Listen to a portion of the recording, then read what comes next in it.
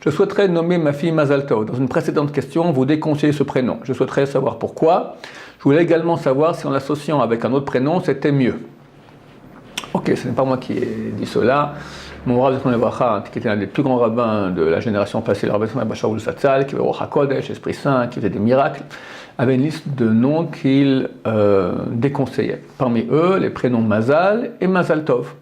Pourquoi? Elle n'a jamais expliqué pourquoi. Moi-même et d'autres, on a essayé peut-être d'expliquer qu'il y avait un rapport à certains de ces prénoms. Par exemple, Mazal, on sait que le Mazal, c'est la destinée. D'habitude, les Juifs n'ont pas une bonne destinée. D'après le Mazal, le peuple juif n'a même pas droit à l'existence. Mazal Tov, c'est un bon Mazal, mais là aussi, il y a le mot Mazal qui apparaît.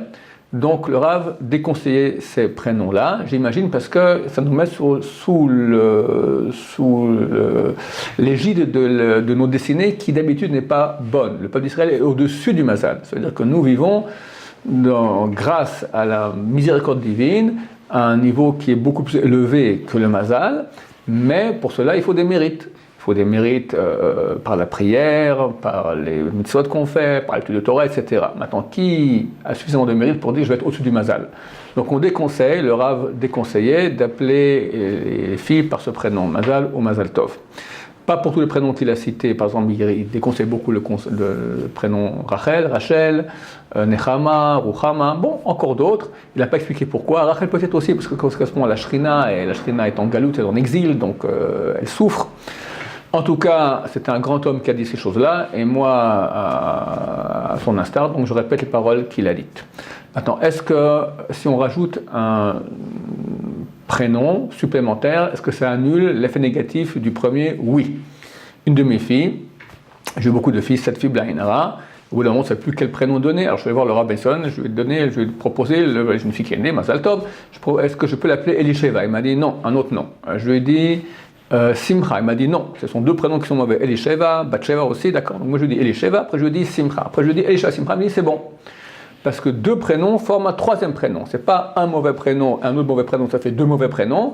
Un mauvais prénom avec un autre mauvais prénom, ça fait en tout un bon nouveau prénom. C'est un nouveau prénom. Le problème est, par exemple, ma fille Elisheva Simcha, qui peut l'appeler comme ça? On l'appelait un temps Elisha Simcha, mais Elisheva Simcha, 6 syllabes, c'est insupportable.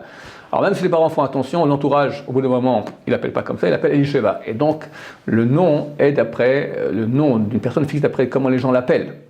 Donc si les parents ne font pas attention de l'appeler souvent avec les deux prénoms, ça ne pas que vous allez l'appeler par exemple Mazal Tov, Sarah, d'accord? Il faut pas savoir Mazal Tov, Sarah, c'est super casse-pied.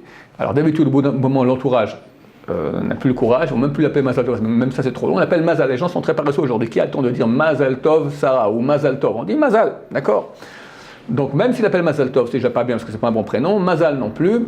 Donc bien que si vous lui donnez vraiment un prénom composé, Mazal Tov Sarah ou Mazal Tov Chaya, même court, d'accord, Sarah Chaya, ce sont des rajouts qui sont courts.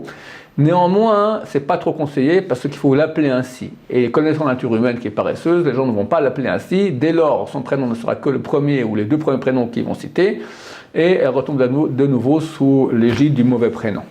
Il est vrai que si vous appelez de temps en temps, ça suffit. Une fois par jour, ou une fois par semaine, ou même il y en a qui disent une fois tous les 30 jours, vous l'appelez une fois Mazal Tov Chaya ou Mazal Tov Sarah, c'est bon. Mais est-ce qu'on peut compter sur cet avis-là? Je ne sais pas à quel point.